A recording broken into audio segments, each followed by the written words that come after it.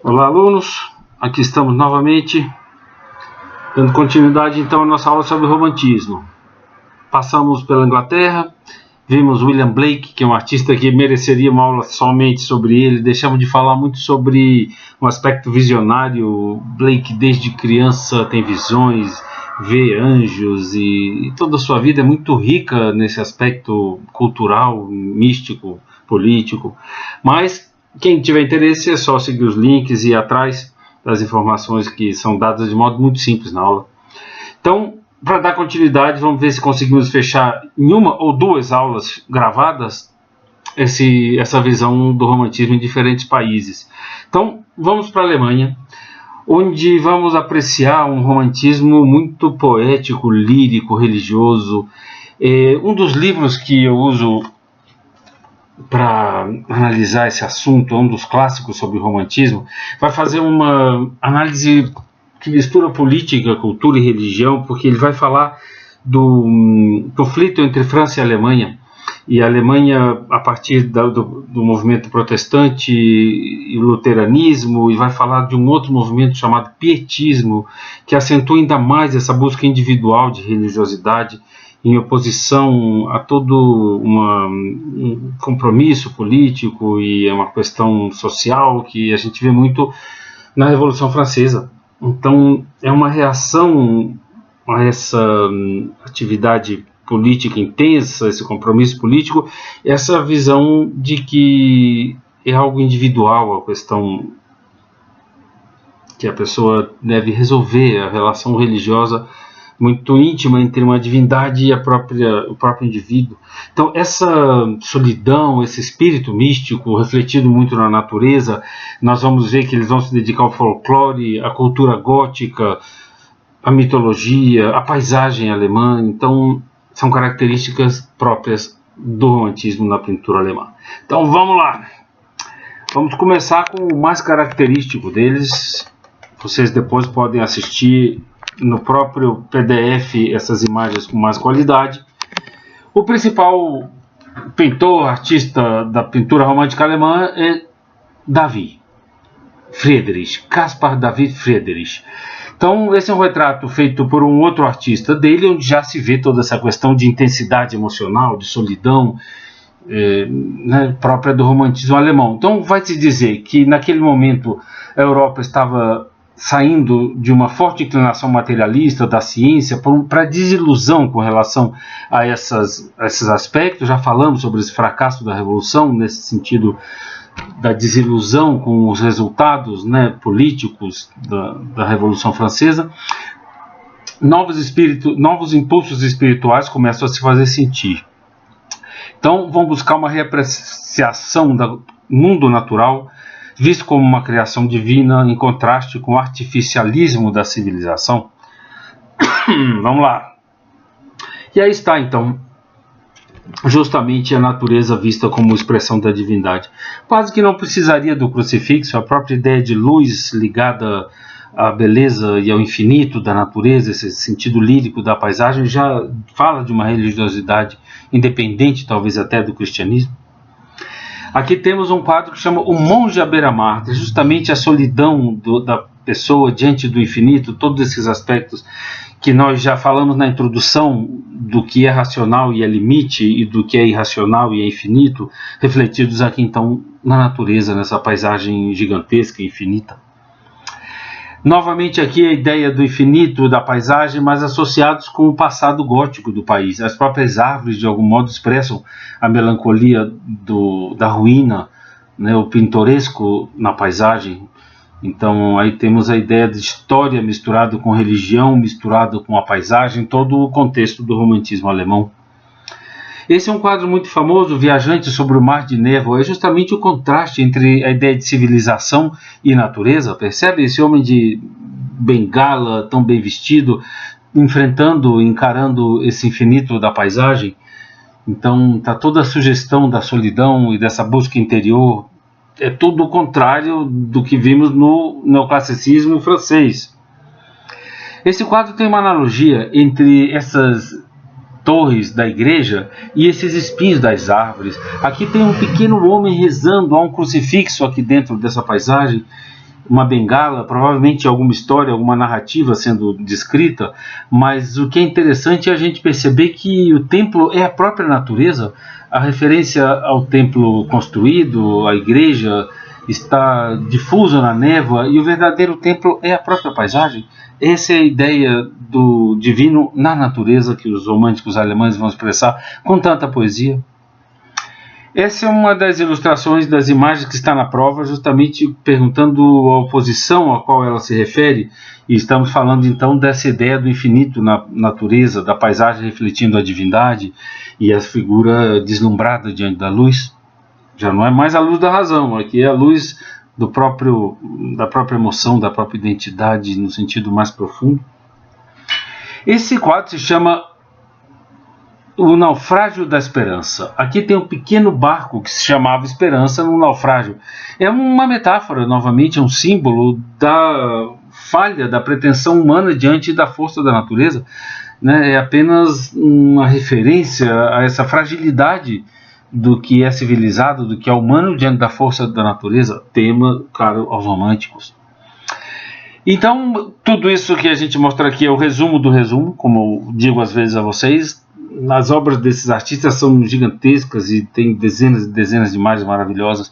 Isso é só para a gente ter uma ideia muito simples e didática desses movimentos.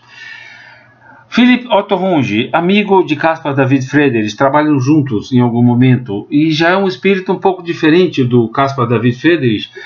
Vai usar a figura humana, a ideia de crianças, personagens que são símbolos justamente desse aspecto de pureza angelical, de inocência que há no mundo, o espírito religioso muito presente no seu trabalho, e a questão da narrativa. Quando a gente vê uma obra como essa, onde a moldura é tão importante quanto a imagem pintada, já imediatamente se fala de ilustração, elementos decorativos, narrativos, há toda uma simbologia.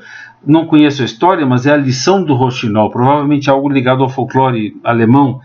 Então você tem aqui esse símbolo dos pequenos anjinhos músicos, a própria natureza e a narrativa, então, sendo mais importante do que a pintura em si mesma. Não é uma pintura como vimos nas paisagens dos ingleses, onde a própria textura vai falando. Aqui ao contrário, é toda uma técnica para narrar uma história, um conto, é ilustração, mais do que pintura. Está na prova também essa imagem, justamente como referência à inocência ligada ao amanhecer, à infância ligada ao amanhã, é o nome do quadro. Então toda a pureza ligada à ideia de amanhecer, a luz que surge, e novamente a questão da moldura, é narrativo. Nunca numa pintura impressionista que fala da própria pintura e da sua vibração, da sua pincelada, nós teríamos uma moldura tão quase um móvel, tão descritiva, tão material quanto essa pintura. Tem até brilho aqui da moldura sugerindo que é a madeira, então extremamente narrativo. Aí estão os pais dele, e aqui podemos falar justamente desse espírito pietista, que é um movimento que leva ainda mais extremos a ideia da relação individual, puritana do ser humano com a divindade. Se a gente pensa no que era a França, e vamos ver no romantismo francês a sensualidade, a energia, a vitalidade, há um contraste enorme entre os dois países. Aqui temos uma autoridade, uma secura emocional, um moralismo extremamente acentuado, características dessa cultura alemã, em contraste com a cultura francesa e a inglesa, inclusive. Então fechamos com esses dois artistas apenas, essa visão do romantismo alemão muito ligado à ideia da divindade na natureza, certo? E a questão religiosa puritana como reação ligada ao protestantismo, a todo o contexto religioso europeu. Vamos para a França, onde o romantismo alcança uma energia. Na realidade, Paris e França é a capital da cultura europeia e mundial naquele momento. Então é extremamente significativa toda a arte desse período. E vamos começar com um cara muito interessante, Géricault, Théodore Géricault. É um artista que alcança algum sucesso, mas bem no espírito romântico, tenta suicídio, é uma figura problemática, ligado muito à tragédia, à morte, à loucura, bem romântico nesse sentido. Mas então vamos lá, O tema do naufrágio, vamos analisar a balsa da Medusa. O tema do naufrágio já vimos, é um tema extremamente romântico, mas ele, ainda dentro da história e do contexto do napoleônico, vai retratar esses heróis militares, mas já com uma energia completamente diferente do que a gente viu em Davi e em outros artistas que fazem temas históricos naquele momento, porque o tema, na realidade, de Jericó é energia. A energia da vida e a morte, como cessar da energia, esse contraste. Então, mesmo pintando um soldado aqui, um russardo, um oficial russardo, o que interessa a ele, na realidade, é muito mais a vibração da energia e da vitalidade ligado aos cavalos. É um grande pintor de cavalos e de animais, que justamente nesse tema se reflete essa ideia da própria energia da vida. Tema muito romântico, o contraste com a razão e o equilíbrio, a harmonia, a simetria e a própria força da vida. Aí está um trabalho impressionante dele, o cavalo assustado por um raio. Então se junta aqui a energia do animal com a energia da natureza e a própria vitalidade refletida na luz, né, e na intensidade desses contrastes. Jericó. Estudos para corrida de cavalos em Roma e a obra finalizada. É como se fosse uma metáfora da busca por controle dessa energia vital, seja ela erótica ou agressiva, vitalidade, e a busca humana para tentar de algum modo orientar e controlar. O contexto é neoclássico, mas por conta de Roma e Grécia, mas o tema já é extremamente romântico no sentido da energia. E chegamos então a uma análise da balsa da Medusa. Essa é uma história que foi muito chocante na época e envolve aspectos políticos. Vamos ver que o quadro é uma espécie de metáfora da civilização, da cultura francesa naquele momento. Essa história é o seguinte: é uma balsa, um navio, enviado para uma colônia africana pelo governo francês. O almirante, o chefe dessa missão, não é um marinheiro, um oficial que tem experiência marítima, é um nobre, escolhido para essa missão por conta da sua importância política, e comete erros nessa viagem. Então o seu navio naufraga, e como no Titanic, quem usa os botes salva-vidas é a elite que está dominando ali a situação.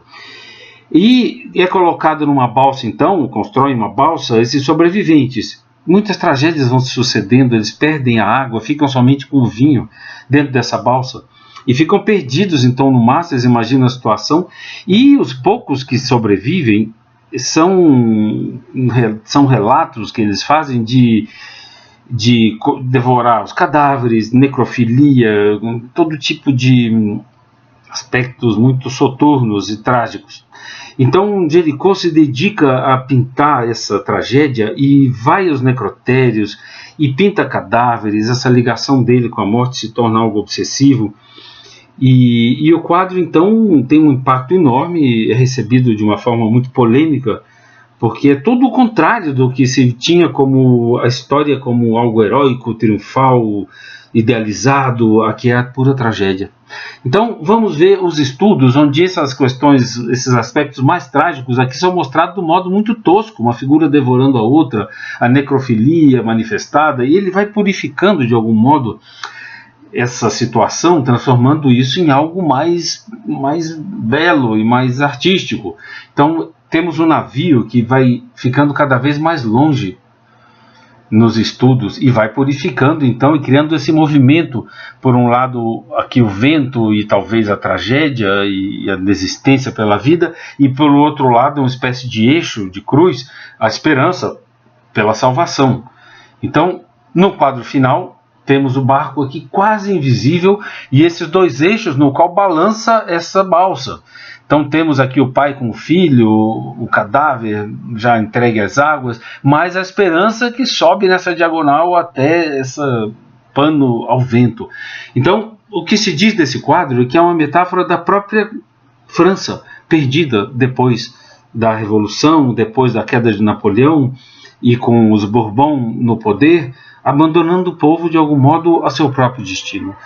Temos então um aspecto jornalístico, praticamente jornalístico, da descrição de um fato que estava no noticiário, que tinha mobilizado a comunidade e o país, e ao mesmo tempo essa visão metafórica da própria sociedade abandonada. Essa é a crise romântica, expressa de um modo extremamente trágico e dramático, mas é o contrário de todo o triunfalismo revolucionário. Aqui é justamente a ideia do naufrágio, do fracasso, não só do barco, mas da civilização. Esses são os estudos macabros que ele vai fazer nos necrotérios. E vai ser um artista, vai a Londres, onde fica 2 anos, que é um artista que já pronuncia o realismo. Quando a gente diz que essa aula do neoclassicismo em direção ao realismo, eu digo para vocês, a gente vai descendo do sol de Apolo até o chão dos realistas, aqui já estamos tombados no chão, na miséria das ruas de Londres. Então, estamos nesse movimento dinâmico do neoclassicismo em direção ao realismo. E Jericó é um artista que está nessa transição. Animais, natureza, energia, loucura. Recebe uma encomenda de pintar alguns tipos de loucura, vai aos hospícios e retrata diferentes patologias. Então esse é totalmente o espírito romântico. Cadê a razão? A razão já foi embora. Aqui resta o ser humano perdido. Os negros das colônias, aspectos do realismo, né? Aqui já a idealização ficou lá para trás. Ele está refletindo aspectos sociais, culturais, de um modo muito mais realista do que idealizado. Fechamos então Jericó, e seu amigo e seguidor Jericó tenta um suicídio e morre algum tempo depois num acidente. É atropelado por uma carruagem ou algo assim. Então morre cedo, mas deixa essas obras de grande importância, e Delacroix vai ser então o grande artista do romantismo, com uma obra de grande sucesso, mas também questionada e polêmica. O que é que dizemos aqui? Sublimar os sentimentos por meio da cor. Essa frase é interessante. Nos anos anteriores, quando eu dou essa aula, sempre destaquei muito isso. Nem sempre a pintura precisa de um tema. Isso seria de vital importância para a pintura das primeiras vanguardas. Já falamos sobre isso, que a arte vai se libertando do tema, da narrativa, vai falando cada vez mais sobre suas próprias qualidades. Pincelada, cor, composição. Então Delacroix avança nesse sentido, fazendo a arte se tornar cada vez mais matéria, cor, expressão por si mesma. Vamos lá. Um dos seus primeiros quadros importantes, faz sucesso nos salões, é a Barca de Dante, inspirado em Michelangelo. Como já falamos de Blake, os românticos em busca de energia vão atrás dessa vitalidade e força das figuras de Michelangelo.